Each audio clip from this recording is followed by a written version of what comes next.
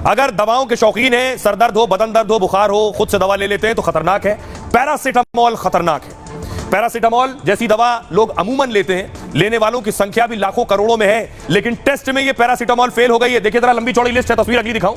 53 दवाओं की लिस्ट है। इसमें पैरासीटामोल भी है, इसमें डायबिटीज की दवा भी है, इसमें दिल की दवा भी है, बहुत सी दवाएं। आपको बताऊं पैरासीटामोल कैसे फेल हो गई इसमें, और दरअसल किसने ये टेस्ट किया, क्योंकि पैरासीटामोल अमूमन कोई भी आसानी से ले लेता है। CDSCO की जांच में 53 दवाएं फेल साबित हुई हैं। CDSCO जो इन दवाओं की जांच करती है, इसमें 53 दवाएं फेल हो गई। इसमें बुखार में इस्तेमाल होने वाली पैरासीटामोल भी शामिल है। बीपी, शुगर और विटामिन की दवा भी जांच में फेल हो गई। इसके साथ ही लिस्ट में पेट इंफेक्शन में दी जाने वाली दवा भी है। CDSCO ने अभी कुल 48 दवाओं की एक सूची जारी की है, जबकि 5 कंपनी ने दावा किया कि जांच में फेल दवाएं नकली हैं। CDSCO दवाओं के लिए लाइसेंस रजिस्ट्रेशन का काम करती है। यह संस्था देश में दवाओं की गुणवत्ता की निगरानी भी करती है। केंद्र सरकार लगातार कम गुणवत्ता वाली दवाओं पर एक्शन ले रही है। पिछले महीने ही 156 फिक्स डोज कॉम्बिनेशन दवाओं पर बैन लगाया। फिक्स डोज कॉम्बिनेशन यानी एक गोली में एक से ज्यादा दवाएं होना। इन दवाओं को कॉकटेल ड्रग्स के नाम से भी जाना जाता है, जैसे सरदर्द के साथ बुखार की दवा भी, बुखार के साथ बदन दर्द की दवा भी। बैन की गई दवाओं में दर्द, बुखार, सर्दी की दवाएं भी शामिल थीं। इसी साल राजस्थान में भी 10 दवाओं के सैंपल फेल हो गए थे। ये सभी दवाएं मुख्यमंत्री फ्री दवा योजना के तहत बांटी जा रही थी। फंगल इन्फेक्शन में दी जाने वाली दवा और मलेरिया का इंजेक्शन शामिल था। आई ड्रॉप और सांस की बीमारी की दवा एस्थलीन भी फेल साबित हुई है। इसके बाद इन सभी दवाओं की आपूर्ति पर बैन लगा दिया गया है। फिलहाल एक बार फिर जांच में पैरासीटामोल समेत 53 दवाएं फेल हुई हैं।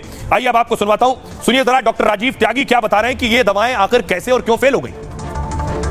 जैसा कि अभी हम लोगों को पता चला कि 53 मेडिसिन जो क्वालिटी सैंपल में फेल हो गई, जिनमें पैरासीटामोल भी है और जो कि हर घर में यूज होती है, और उसकी वजह से उसके जिन लोगों ने यूज की तो उसके क्या साइड इफेक्ट्स आए होंगे।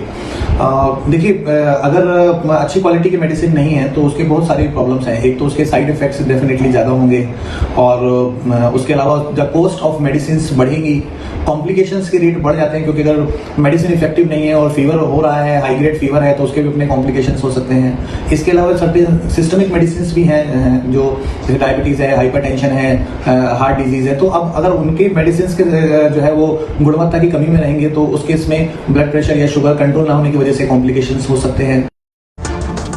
और आइए मैं आपको कुछ दवाओं के नाम बताने जा रहा हूं, अगर आप लेते हैं तो जान लें, और ये दवा किस लिए इस्तेमाल हो रही थी अब तक। कौन कौन सी दवाएं हैं?